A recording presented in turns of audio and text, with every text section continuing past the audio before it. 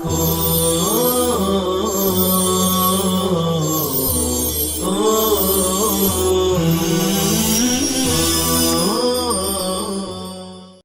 اللہ الرحمن الرحیم الحمد للہ رب العالمین الحمد للہ حمدا کثیرا طیبا مبارکا فیہ یا رب لک الحمد کما ینبغی لجلال وجہک ولعظیم سلطانک سبحان اللہ وبحمدہ عدد خلقہ ورضا نفسہ وزنۃ عرشہ ومداد کلماتہ وصلی اللہ وسلم علی نبینا محمد وعلی آلہ واصحابہ وبارک وسلم تسلیما کثیرا کثیرا۔ کتاب الطہارات، قال اللہ تعالی یا ایہا الذین آمنوا اذا قمتم الى الصلاة فاغسلوا وجوہکم الآیہ ففرض الطہارة غسل الاعضاء الثلاثة ومسح الرأس بهذا النص۔ اللہ تعالیٰ کا ارشاد ہے، اے ایمان والو، جب نماز کے لیے کھڑے ہونے کا ارادہ کرو تو اپنے چہروں کو دھو لیا کرو، لہذا تینوں اعضاء کا دھونا اور سر کا مسح کرنا اس نص قرآنی کی روح سے وضو کے فرائض میں داخل ہے۔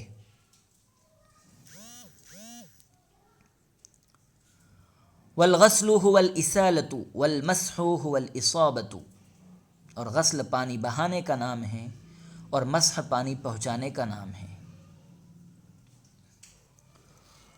وحد الوجہ من قصاص الشعر الى اسفل الذقن والى شحمتي الاذن لان المواجهة تقع بهذه الجملة وهو مشتق منها۔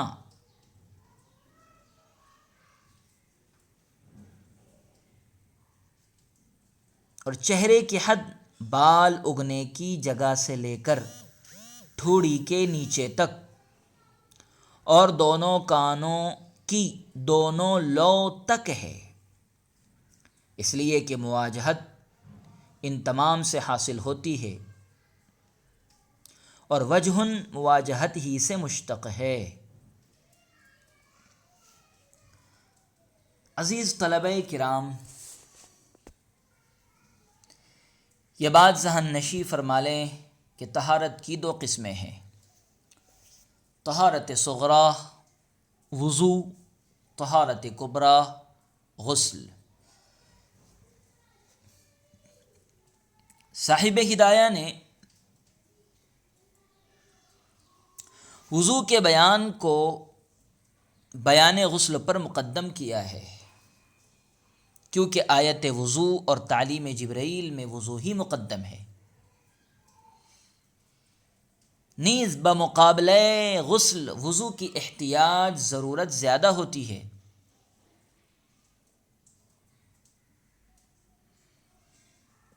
اس لیے وضو کے بیان کو غسل کے بیان پر مقدم فرمایا ہے۔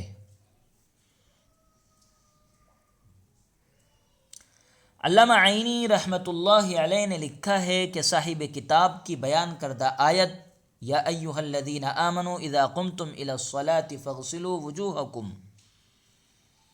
فرضیت وضو پر دلیل ہے، فرضیت وضو کا دعویٰ نہیں ہے، اور ضابطے کے تحت دلیل کو دعوے سے مؤخر ہونا چاہیے تھا، مگر پھر بھی دو وجہوں سے یہاں دعوے پر دلیل کو مقدم کیا گیا ہے۔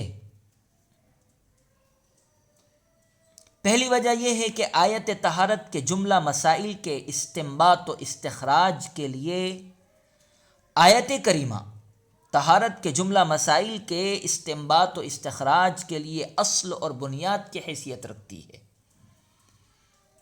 اور ظاہر ہے کہ عمارت کی بنا سے پہلے نہ صرف یہ کہ بنیاد تعمیر کی جاتی ہے بلکہ ہر طرح سے اسے محکم اور مستحکم بھی کیا جاتا ہے۔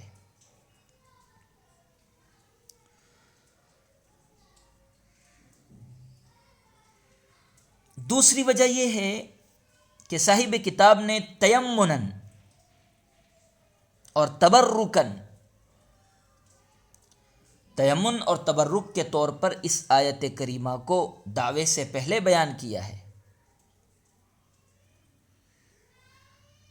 نیز دلیل چونکہ طبعاً مقدم ہوتی ہے، اس لیے اول آیت کریمہ کو ذکر کیا، اس کے بعد فرضیت وضو کے دعوے کو اس پر مرتب کیا ہے۔ بہرحال فقہائے کرام نے اسی آیت کریمہ کے ذریعے وضو کے فرائض اربعہ کی تعیین و تحدید فرمائی ہے، اور امت کے سامنے اپنا یہ متفقہ فیصلہ سنایا ہے کہ وضو میں 4 چیزیں فرض ہے۔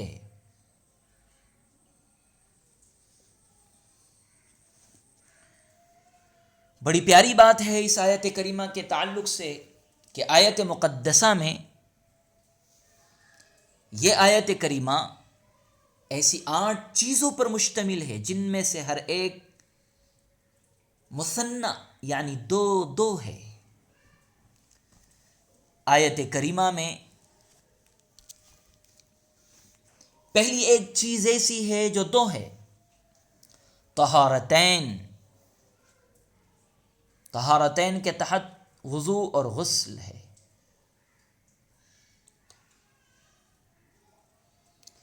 دوسری بات آیت کریمہ میں جو بیان کی گئی ہے وہ ہے مطہرین، وہ 2 پانی اور مٹی ہے۔ تیسری چیز جو بیان کی گئی ہے آیت کریمہ میں حکمین، 2 حکم بیان کیے گئے، غسل، مسح۔ چوتھی چیز موجبین،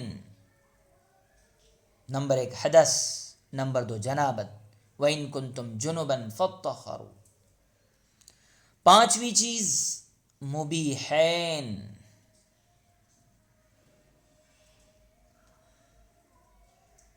تیمم کو مباح قرار دینے والے 2 چیزیں ہیں، ان کنتم مرضی او علی سفر، مرض اور سفر۔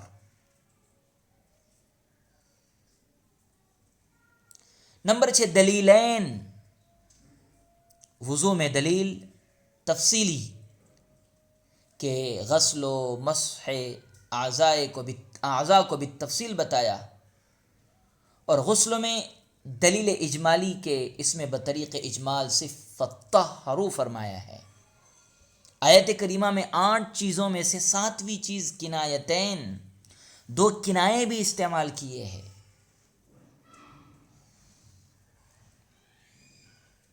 او جاء احد منکم من الغائط، غائط جو قضاء حاجت بشری سے کنایا ہے، او لامستم النساء، اور ملامست جو جماع سے کنایا ہے۔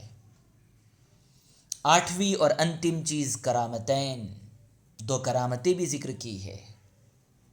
ما یرید اللہ لیجعل علیکم من حرج ولکن یرید لیطہرکم ولیتم نعمتہ علیکم لعلکم تشکرون۔ تطہیر ذنوب، اتمام نعمت۔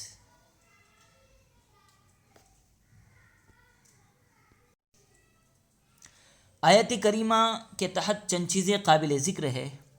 اول یہ کہ اذا جو امور یقینیہ میں استعمال ہوتا ہے اس کو لایا گیا، یا ایھا الذین آمنوا اذا، ان جو امور مترددہ مشکوکہ میں استعمال ہوتا ہے اس کو نہیں لایا گیا۔ اس کی وجہ یہ ہے کہ ایمان کا تقاضا یہ ہے کہ قیام الی الصلاۃ امور یقینیہ میں سے ہو، نہ کہ امور مشکوکہ میں سے۔ دوسری چیز یہ ہے کہ یہ آیت بالاجماع مدنی ہے، اس لیے کہ بخاری شریف میں ہے کہ حضرت عائشہ رضی اللہ عنہا نے ہار گم ہونے کا واقعہ بیان کرنے کے بعد فرمایا فَنَزَلَتْ يَا أَيُّهَا الَّذِينَ آمَنُوا إِذَا قُمْتُمْ إِلَى الصَّلَاةِ إِلَى قَوْلِهِ تَعَالَى لَعَلَّكُمْ تَشْكُرُونَ۔ اور یہ واقعہ، ہار گم ہونے والا واقعہ، بالاتفاق ہجرت سے ایک عرصہ بعد پیش آیا ہے، پس ثابت ہوا کہ آیت مدنی ہے۔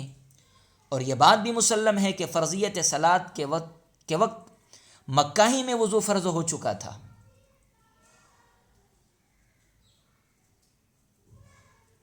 چنانچہ ابن عبد البر نے کہا ہے کہ تمام اہل مغازی کو یہ بات معلوم ہے کہ حضور اقدس صلی اللہ علیہ وسلم نے نماز فرض ہونے کے بعد سے کوئی نماز بغیر وضو نہیں پڑھی، اور اس کا انکار جاہل معاند ہی کر سکتا ہے۔ اب رہی یہ بات کہ جب وضو پر پہلے سے عمل موجود تھا تو آیت وضو نازل کرنے میں کیا حکمت ہے؟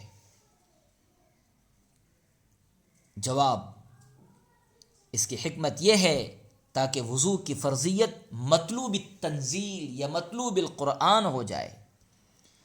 اور یہ بھی احتمال ہے کہ اول آیت یعنی جس میں وضو کا ذکر آیا ہے مکہ میں فرضیت وضو کے ساتھ نازل ہوئی ہو، اور بقیہ آیت جس میں تیمم کا ذکر آیا ہے مدینہ میں نازل ہوئی ہو۔